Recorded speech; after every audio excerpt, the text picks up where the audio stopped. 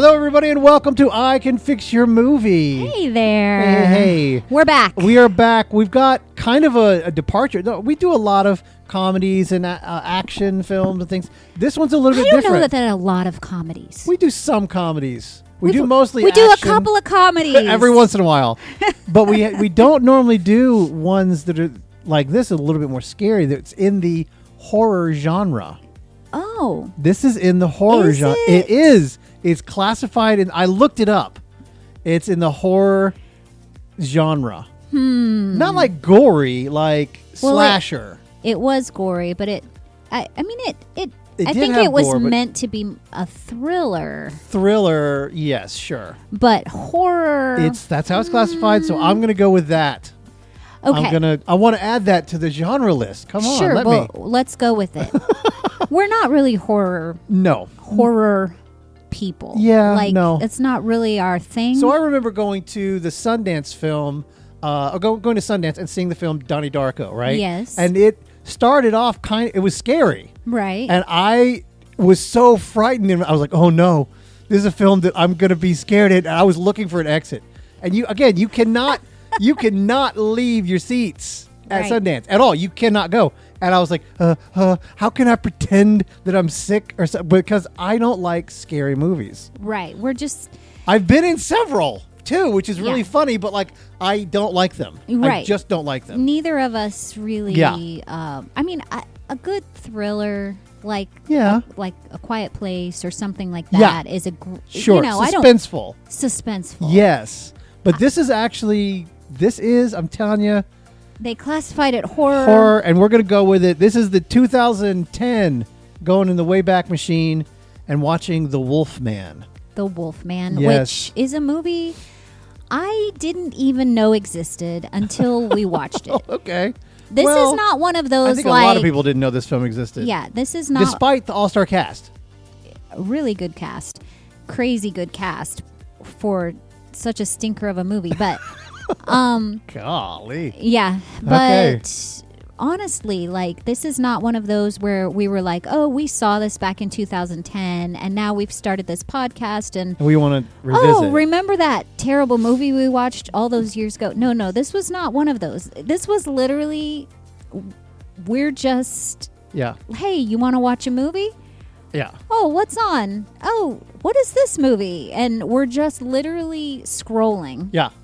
Found this movie. And it was like, let's go for it. Watched it. Had no idea what we were in for. And as soon as it was over, we were like, and this is going in the podcast. Yeah. So here it is, folks. Yeah. So it does have an amazing cast. And, but honestly, as far as, bringing it to the people, I debated. I was like, is there anything worth really saving? Just because the story was just so paper thin. It was, but I think that allows a lot of fixing to happen. I think this is absolutely a savable movie, and I think it could have been an amazing movie, especially with the cast that they had. It could have been... The source material, obviously, is, we're talking about classic Hollywood, right? This is Frankenstein and Dracula. By the way, The Wolfman is actually about what you think it is. It's about a werewolf. Yeah. It's about a werewolf. That's right. So... let's dive into the summary real quick, and we'll get kind of people caught up. For the rest of the world who probably also has not seen this film. There might be, who knows? I'm sure some people have seen it, but maybe, I don't know. We'll see. So this is The Wolfman 2010. And it follows Lawrence Talbot. And it's played by Del Toro. So this is Benicio's, 100th film he's done. He's so talented. I fell in love with this guy during Usual Suspects. I was just like, this guy's amazing. Yeah, he is amazing. He's a fantastic. And then, of course, all his work, recently he's been in, I've forgotten his name, the Fantastic Mr. Fox, the director. Wes Anderson. Wes Anderson, yes. So he's done tons of Wes Anderson stuff. He's fantastic with that. Yeah. He's a fantastic actor. So he is actually in this film. He plays an actor who's returning to his ancestral home, and because his brother Ben has died, right? And he gets a letter from his fiance saying... Not his fiance, his brother's His brother's Ben, who's died, fiance, saying, hey, can you come help us? Things are bad. Can you, figure out what happened? And blah, blah, blah. So she's devastated. She's super sad. And then in doing so, he's reunited with his estranged father, Sir John Talbot, played by Sir Anthony Hopkins. Yes. Which there's nothing needs to be said with this man. He is right. He is like, you pick somebody to play. Okay, well, I want this guy. He's right. He's in it.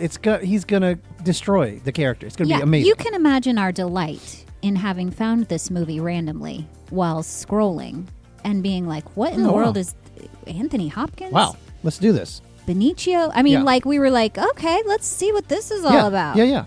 Thinking we had found a gem. Yeah. Well, poor Lawrence. He's trying to search for the killer, which they're like, oh, it's a man. Oh no, it's a crazy person. Yeah, it's a beast. We don't know. He's going through this, but then he's attacked by this beast during the investigation, and he's bitten. And once he's bitten, he is told that he is cursed, but he also starts believing it because the wound heals like super crazy fast. And then he slowly is transformed, in the next full moon into a werewolf himself. And he's trying to uncover the truth behind what he is, what the creature is, what the other creature, is out there that's terrorizing. The one that bit him. You're right. That's terrorizing the town, killing people, because this is where the horror stuff happened. It's not. They show it. They straight up show every gruesome act. It's like, boom. And you're like, whoa, I was not ready to see that thing happen. So, Lawrence realizes basically at the end of this, the truth that the monster that he's hunting is his father. And which we'll talk about later. Which wasn't hidden. It really wasn't. Really wasn't a surprise. It wasn't a surprise. I was like, yeah, of course. We kind of thought. Well, anyway, we'll talk about it later. Yeah. But the two battle, and in the end, the son destroys the father, and then of course he dies by the hand of Gwen, the fiance that he fell in love with. That he ends up falling in love with. But not before he'd bitten this investigator from Scotland Yard, who was trying to figure out who was killing these people, and then of course the story carries on, because as the credits are about to roll, we hear the howl into the moon, and we go, oh, okay, so that's, I guess they're hoping for part Werewolf 2, I guess, or just leaving us with the knowledge that it's not over. It's not over because now the investigator's been bitten. So what we liked. Well, the actors, I think, are great. And they really didn't do anything wrong in this film. Right, because, Gwen was Emily Blunt, for goodness sakes. Yeah. She was amazing. And then the inspector is the guy that was in Lord of the Rings and The Matrix, whatever his name is. But anyway. Oh, okay. Right? Keep going. Okay. Anyway, it was a great cast. They didn't act it badly. No. It was just not a great... It wasn't a great story, and I don't think that it was edited together in a great way. So that was what I liked. I also really liked the look of this film. It was kind of this, I don't know how to describe it, kind of this Victorian, gritty, sort of late 1800s, gothic feel horror to it. And I really liked the cinematography. I thought the town they created, the manor where they live, all of this was beautifully done. The costumes were beautiful. Like, it really just, the world they created was really well done. Yeah, that's pretty much where I was going with this. It embraces the classic gothic horror imagery. It's foggy forests, Victorian mansions, the tragic monsters, and of course, again, I agree, the cast is amazing. You've got Anthony Hopkins, Hugo Weaving. Hugo, thank you. No problem. I think he's great. I was going to give it to you so you'd be like, yeah, he's amazing. Of course, he's fantastic. Blunt. All of these guys, they are wonderful actors. So I think all the pieces were there, and I thought cinematography was great. It's like peering through those foggy forests. It's really, really beautiful. So, hot take missteps. Gosh, just like so many of these action movies, and I've seen it in the past, they're like, we've got to get to the story, which to me was so paper thin, it didn't work anyway. But they shoehorned the romance in. Lawrence and Gwen, it's like they never explain why they fall in love. Right. They just are apparently she's supposed to love him. Why? There's nothing that's really built there. We don't see any like common experiences other than the fact that they're both trying to figure out what happened to his brother. Right. And she's super grateful that he came back. Like, right. But why did she fall in love with it? It never says anything. There's never really any connection made. It's just, it is, but yet all of a sudden he's willing to do anything for her. Right. And she by the end is willing to do anything for him. And why? And then you're thinking things like, okay, I guess you didn't really love Ben, lady. Right. I guess you didn't really. Maybe that's, maybe the older brother Lawrence reminds her of Ben, and she's falling in love all over again. I don't know, but it was very quick, and it was very like when he gets bitten, she sits by his side and never leaves him and takes care of him, and they barely know each other. It was just kind of an odd. Yeah, at first you could be like, I feel so sorry for you for doing the thing I asked you to do, and you got hurt. But that's not going to make romance. That's crazy. Yeah. I'm sorry. Yeah, so it did feel a little bit odd. Yeah, so let's dive in. Let's fix these things. I had a hot take if you want to hear it. Please, go for it. So I found it was interesting. Okay, normally when you have kind of a story that's like based in kind of mythology, right? Right. There's a lore. There's this lore that we all are familiar with. Yeah. Whether it's vampires or, werewolves or whatever. Okay. Sometimes the movie will do a great job of sort of explaining where that lore came from. Sure. So, Totally. But in this film, they're all, from the beginning, pretty clear, the townspeople, that this is a werewolf. Like, they're convinced of it. Yeah. It's really only the inspector who's like, it could have been a crazy person, Right. But they're all making silver bullets. Right. Okay. But it's never explained why.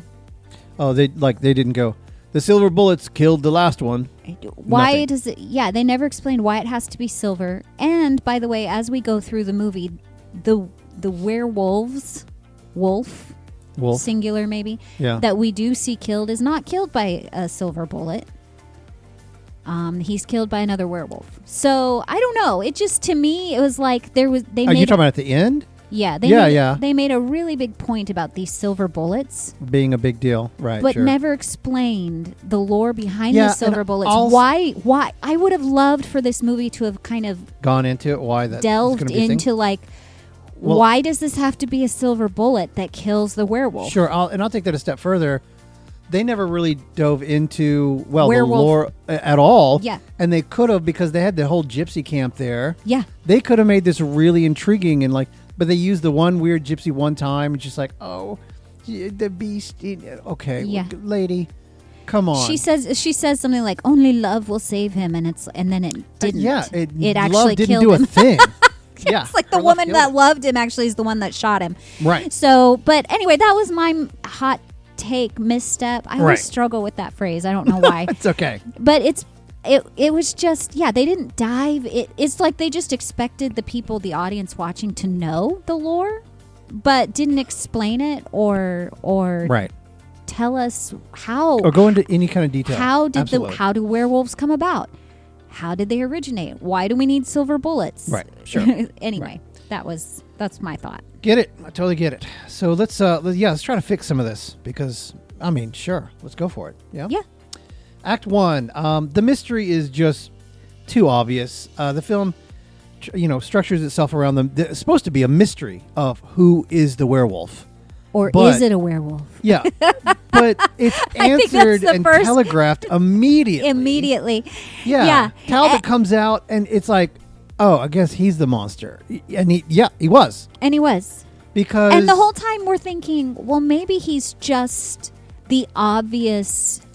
Red herring. Right? Like they're trying to get us to think it's him, but it can't be him. Yeah, and as good an actor as he is, he played him so ominously that, like, I mean, we're like, oh, I guess, and like he's saying things that are like specific, and we're like, oh, I guess he has to be the werewolf, I guess. Yeah. And he, you know, as we go into it, I'm like, yeah, I mean, sure, but is that all there is here? And it was like, yep. By the end of the movie, you're like, yes, that's all that there was. That's it. Yeah, I mean, instead of suspense, the audience just spends the entire film waiting for Lawrence to catch up. Where it's like, okay, are you ready to go now? He's clearly the monster. We all know it. We all clearly... We know what's going on. So, for a fix, you turn the story into a real investigative mystery, right? Okay, so... There's a brutal hunter in the village that could be the suspect. Yeah. Right? There's the Romanian man at the gypsy camp, and he might be part of it. And he's got this, you know, the bear isn't just a dancing bear that he has.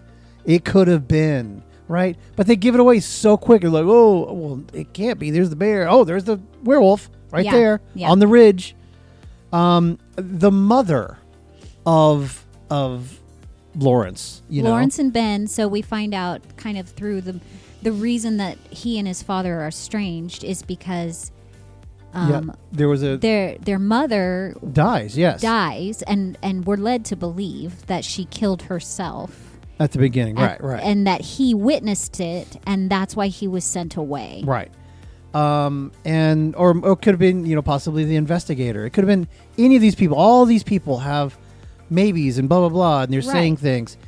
So this keeps the tension high throughout the entire film. Okay, right. So this is kind of, for me, kind of a big fix. Okay. Yeah. Let's do the big fix. Let's do the big fix. I think that yes, the father is the monster, but we realized in the last moments that at the very end of the film there was another monster. Yeah. It wasn't just the father. Okay. Right. And there's despite a twist. Right, there's the twist of this. Right, despite the father being one of the monsters, there was this other monster that was out there, and the father throughout their whole lives had been pushing his children away, saying, you know, I don't want you here, I don't want you to part of the lives. And we think it's because the mother died, right? But it's really because he was a vampire, not a werewolf. A werewolf. He's a vampire. Ha ha ha! Major twist. That would have been a real twist. Yeah, that's a M. Night Shyamalan twist. He's pushing them away. He's pushing them away because what happened was, I think they mention this. They say that the mother was somehow connected to gypsies, somehow, blah, blah, blah. Yeah. So what if she was the first werewolf? She was. And the father, when they got married, he was kind of protecting her because he found out this secret. He knows the secret. He was protecting. He was locking her in this cave. Right. He locked her away. Because he's desperately in love with her. He's desperately in love with her. But she has this kind of flaw. She's got this one flaw. She just happens to turn into a bloodthirsty killing machine. Right. You know, as one does. Right. So. But they worked around it. They found a way. They worked through it. They worked through it, people. They found a way to be in love. But he's protecting her, right? Right. But then one day there was a mistake. Something didn't get locked. Something whatever. And she gets out and she's killing. She's out in the town and she's killing. But then they find a way. And that's where the silver bullet, like the silver killed it, stabbed it, whatever. Right. And they're like, oh, the silver, that's what it does. Comes back to the house, wounded. She's transforming back to the mother. The child comes out, sees the bloody stuff. And he's like, oh. And he doesn't know if the father killed her, right, or she killed herself. Or if she killed herself. And it's another thing to unravel, right? Right. And when really it's neither. Neither thing happened. The town tried to stop the monster, right? And that's what we go through it. So here's the deal. As the father now, of course, because in the process of him carrying this wolf, it gnashed at him, bit his arm. Sure. Right? She's wounded. She's wounded and she's lashing out. And help her back to the house. Right.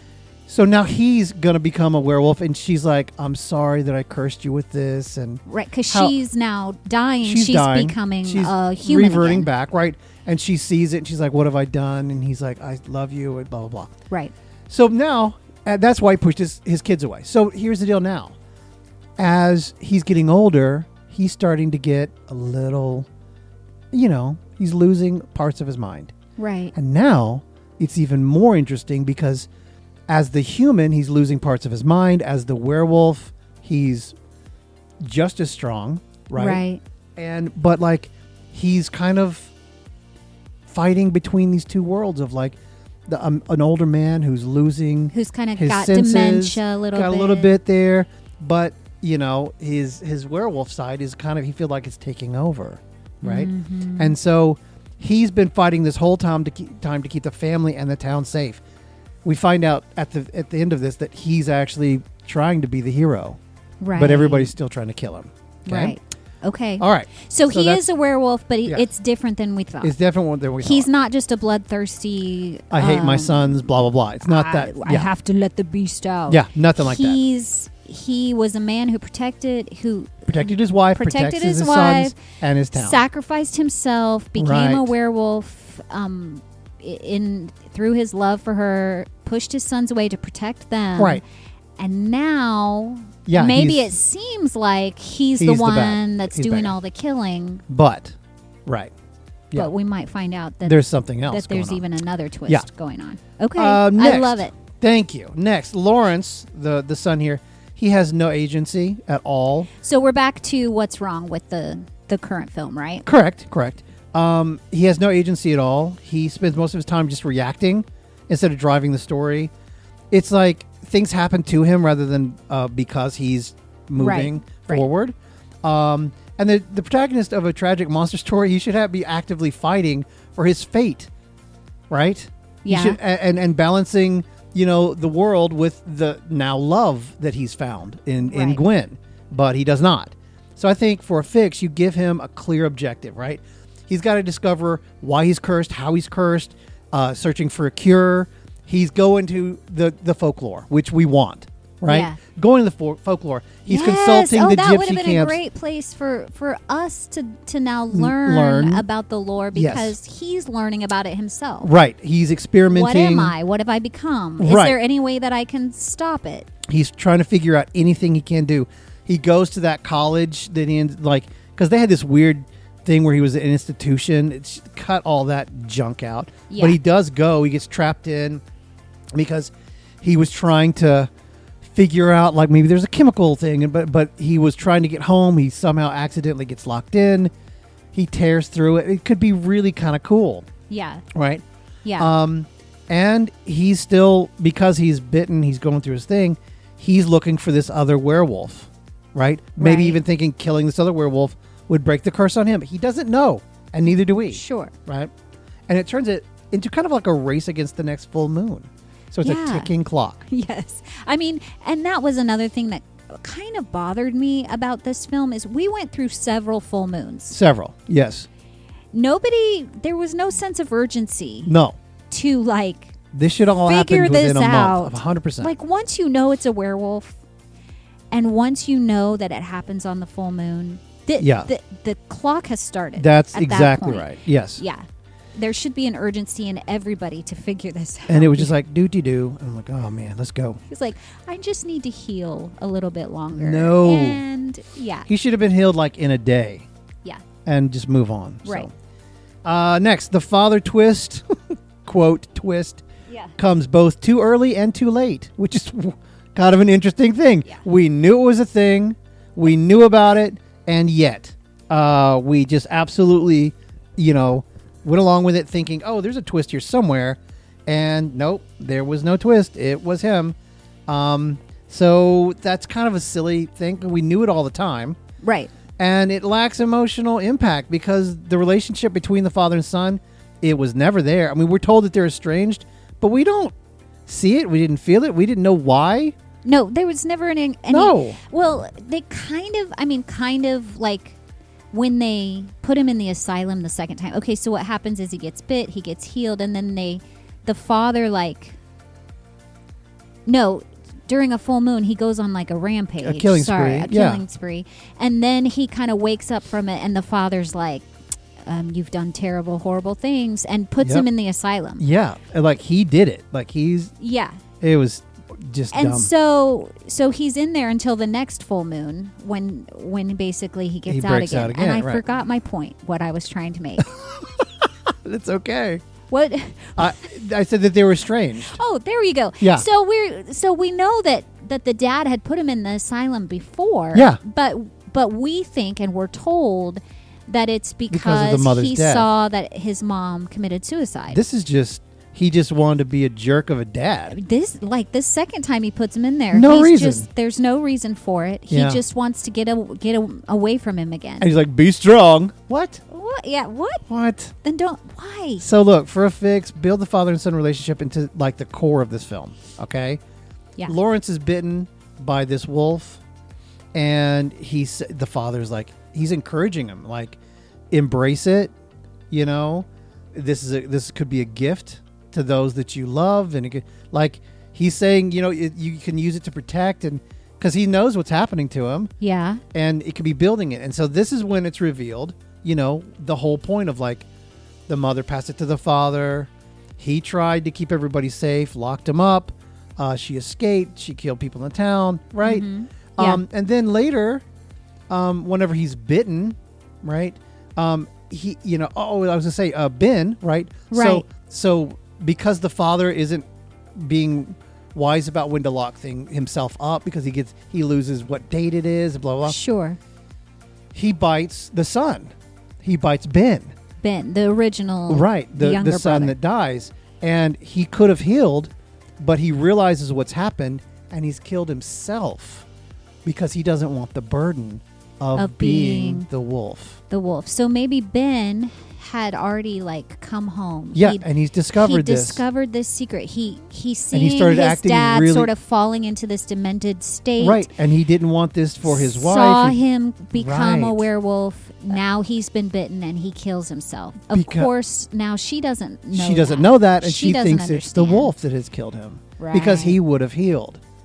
See, right? Yeah, yeah. So he says, "I'm going to end it." That is. How much more complex is that than what we got? That's right. so much better. It would have been really cool. Act 2, Emily Blunt's character. Again, she's undercooked, man. She is underused. She's a great actress, okay? She does a really good job in this film. She's just the love interest. You know, plug in anybody else. You could have done anybody in that spot. Yeah. Just like, oh, you're the love interest and the victim. Yeah. You know? Well, yeah. Just nothing. She didn't have any agency at all. Despite being supposed to be central to the story, right? She basically had nothing to do. So, for a fix, make Gwen an active participant in the investigation, because she is falling for Lawrence. Okay? Right. Because her engagement to Ben was one of a financial comfort, but not love. Right. She wasn't in love with him. She wasn't in love with him. It was kind of a arranged thing. And she starts falling for now Lawrence. And as they're investigating the things together, she's trying. Yes. Have them do it together. Yes. Yeah, right. Exactly. And then at the end, because at the end, the way the movie is now, yeah. At the end, she's like, let me help you. I know I can figure out a way. Yeah, love can solve this. I know I can figure out a way to cure you. And then they show one scene of her looking through a book. Yeah. And she's like she has an answer. And then nothing. Right. There's nothing. And at the end, she just shoots him. That's it. She literally just shoots him because he's about to kill her. Yeah, and that's the end. Have her be a part of the investigation the whole time. Yes. It gives them shared experiences so that the romance feels actually real and connected and not just a plot device. She's the only one that believes in Lawrence, that he's innocent. She's researching the Talbot family history. She's uncovering Sir John's secrets. She's going to the gypsy camps. She's doing all these things, right? Right. Then at the end, you know, when maybe she even discovers the truth before Lawrence, right? And she's got to decide, protect him, keep him safe, blah, blah, or take off and run away, because this is bigger than her. You know, this is not going to stop. She's got an inner turmoil, right? Right. Yeah. Next, the tone I felt was just kind of inconsistent. Joe Johnston's doing. Yeah, it's either classic horror, but then it's also got the brutal modern werewolf action in it, and the psychological tragedy. It's like all of these different things, and I felt like most of it was okay, but there was all these. To me, there was these shifts that it was like when it went to the gory stuff, I was like, whoa. Did it feel super out of place for that movie? The stuff that they showed, I felt it was too far. Yes. Yeah, it was like all of a sudden we're in a Quentin Tarantino. Yeah, because it's film. like, jump scares, and it's like got all this gothic drama, but it's CGI carnage. You know what I'm saying? I know exactly what you're saying, but. Yeah. Have we talked about the way the wolves look yet? No, we're going. Is that coming up? It's coming up. It's coming up. Sorry. It's okay. Jumping the gun. No, don't worry about it. So for a fix, I think you lean harder into the tragic gothic horror style. Yeah. But like the influences, look to Bram Stoker's Dracula. Okay. Look at Sleepy Hollow. Look at those films that did that well. Yeah. Okay. And keep the story at the center. Don't just go like, oh, he's the Wolfman. It'll play because we've got all these cool, transitions of, the werewolf, and it looks really cool. But like, you focus on the atmosphere, the overlying dread, the tragic destiny of all of these characters, and maintain that. But there's a lot of stuff that, and I remember this, the idea that you don't have to show everything because your mind will make things fill in the blanks, and most of the time gaps, it's going to be way worse. But by showing all of the intestines and the blood, and I think it's just too far. All for of this that. Film. Yeah, it almost made it less scary. Yeah, because it was just so over the top. Yeah, that it was kind of like, oh well, that's CG, right? You make the werewolves attacks a little bit fewer and more terrifying. Yes. When you don't see every little thing. So right. Next, here it is. When we actually finally see the werewolves, they look kind of corny and kind of like a Beast from X-Men. Yeah. Yeah, a little bit. I was tremendously for the cinematography of the film and kind of the atmosphere. I was tremendously disappointed. With the final look. With the werewolves themselves. It looked like, I was like, Michael J. Fox? Yeah. Is that you? Teen Wolf, yeah. Yeah, literally it looked like Teen Wolf. It was just like, it wasn't scary. No. Yeah. It wasn't a beast, like something you would be terrified of. Yeah. It looked kind of like an animal. Yeah. Like it looked like the 19 whatever version, like the 20s or 30s or whenever the first one came out. Right. Yes. Exactly. But like with a little bit better, of makeup style. But like that's it. It looked so much like the original things. And I'm like, what are you? I guess they were like, we're gonna keep it, traditional, original ideas. I guess. But just imagine a werewolf costume that you would wear to like a Halloween party. That's what this looked like, and it was disappointing for sure. And look, honestly, the transformation looked so good. I mean, the fingers when they were the legs turning into the werewolf. Yes, they look great. But then when it got there, I was like, meh. So look, for a fix, look, it's simple. Don't do that. Yeah. Give me something different. Create something we haven't seen before. Think beyond human, like a human form fit inside that. Give me something that was bigger, huge, gory, scary, something beyond that. Something that looked like it could have done all the carnage that you showed. Yeah, like when they actually showed the Wolfman, it just didn't even look like they were capable of when you're doing making, that. I've seen plenty of monster makeup people, and their whole goal is not to have it like almost like a human isn't inside that. Mm-hmm. And that's how they've done the aliens, where there's the extended head and blah, blah. Like there couldn't be a human inside that. That's not a human form. Yeah. Well, that's what this should have been. Exactly. It should have been, because they have him on all fours running and things like that. But like, that's not enough. It should have been much bigger and scarier than just that. 1,000,000%. Yeah. It was very, very, very disappointing. Probably my biggest disappointment. Yeah. I mean, I know the story was really lacking, but honestly, to be very honest with you, my biggest disappointment was the way the werewolf looked. Right. So, Act 3, I just really have kind of the one thing, because we kind of reconstructed the story here. Yeah. The idea, the original, we have this dad who's turned on his sons for some reason. Sure. And I don't understand why. He just so callous and just like, whatever. Well, I hate you. In our version, I guess, it was to protect them. Protect them. In this version, he's just like, yeah. He's just like, I'm a killer. Whatever. I'm going to let the beast run. Deal with it. He's going to run with the wolves. I loved your mom, but I killed her. Whatever. Yeah. Like, that's just how he felt. It just was so strange. So for a fix, okay. So this is at the end, right? Right. You're in this big, huge room. A fire starts, The two werewolves are fighting, by the way. That's where we're at. Yeah. Son and father. The father's turned into the werewolf. He's there. The son is. But then he's attacking the father thinking that his father was the killer. Then the other wolf appears. Oh, in your fix. In this version, this fix. Okay. Another wolf appears, and we realize he's wearing, because they are wearing clothes of their original selves, right?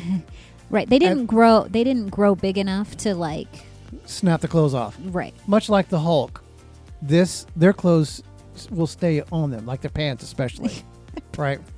Pants are just unbreakable. Apparently. In the fiction world. So we see very clearly that the other person had been the inspector that had been chasing them down the whole time. Okay. He had been bitten whenever one of the father was out doing stuff, because he was already investigating. He had been killing all these things because or he has been a werewolf for a very long time, and the reason he's an inspector is that he goes around trying to find other werewolves to eliminate them. No, I'm just kidding. That's great. Sure. Because he, you know what I mean? Like, this inspector is just a way for him to find other and creatures him. You'd have to construct a reason to do that, like right, that, like he grows powerful or he wants the territory or whatever. Right. Totally fine. Yeah, but like I want the inspector to be the one that was causing all the chaos. The father, after his son's death, like he's taking, he's taking steps to never let himself out. And all these deaths in the village has been this inspector that's been doing it the whole time. Okay. Right? Okay.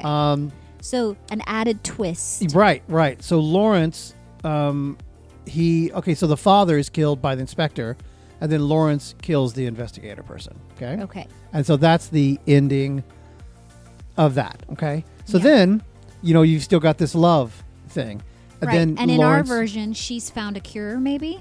I don't have it finding the cure, because I want it to go, because I'm thinking the next movie. Oh, okay. So I think Lawrence flees into the forest, choosing exile over becoming a monster and leaving Gwen behind. And she's like, wait, I made this serum. Right. No. Yeah. No. But she's like, I'm just kidding. You see her going in and saying, I'm not going to give up. I'm not going to give up. I'm not going to give up on you. I'm going to find a cure, my love. Okay. Aww. Or maybe like the way it is in this movie, he starts to attack her and she's like, wait, you know me. Right. And maybe that actually happens. Right? That moment, sure. That moment actually happens where she's like, you know me. And she realizes that he still has some of his humanity. You still got Lawrence in there? In there. Right. And then That's he totally realizes what he is about to do and he runs off. That's sure. That whole scene can happen. I was just thinking, because this version is so much better, they're going to want Wolfman 2. Right? Absolutely. Can we just talk about the title Wolfman for a second? Sure. I don't like it. Okay. I don't know what it should have been. You don't want werewolf? You want Winwolf? Sorry, that's it. Why wolf is what I want. Yeah. No, I just Wolfman. I don't like. It's trying to be. It doesn't go with the gothic Victorian Gothic. Yeah, it's but trying to be a remake of the originals and all that stuff. But it's trying to hold on to the tradition. Yeah, sure. Well, but yeah. Yeah, that's what it is. So anyway, to wrap up, I think this version gives some twists and turns that allow it to be a real mystery instead of just like a straightforward, oh, I guess it's him kind of situation. It's a real mystery, gives Lawrence and Gwen some kind of power in the lore of this. Yeah. And it even deepens the father-son conflict a lot instead of just going like, I don't like you anymore, kid, kind of thing. Right. And I think also that embraces the Gothic tragedy instead of just this generic monster action film. You know what I mean? Yes. And I think in your fixed version, you're right. It adds motivation to their actions. Right. Which right now, it's kind of like, well, what's the motivation behind the things that these people are doing? And we just never really see it or understand it. Right. So that's the Wolfman, kids. I hope you enjoyed it. Wolfman. That's the right. Oh. Yeah. Oh my gosh. Wow. I was wondering I was like, am I going to howl this time? Nope, it was you. This time. I was thinking about it from the beginning and I went, you know what? I'm not going to do it. But you did. It's on my bingo card. I felt like you got the howl in. I felt like we had to end this just as cheesy as the movie, because the movie ends with her saying some corny line. So dumb. And then a howl rings and the howl out. at the end. And as it pans up to the moon and yeah. Yeah, I was like, if you were trying to pick the most cliche, cheesy ending you could ever pick, that's the one. Well, there you go. There you go. I hope you enjoyed it. You know all the things. Like, subscribe, click, share, all the stuff. Leave comments. Yeah. Rate. Talk whatever. to us, people. Talk to us. Yeah. Have fun with us. We're right here. Let us know. And that's it. So we'll see you next time. Bye-bye.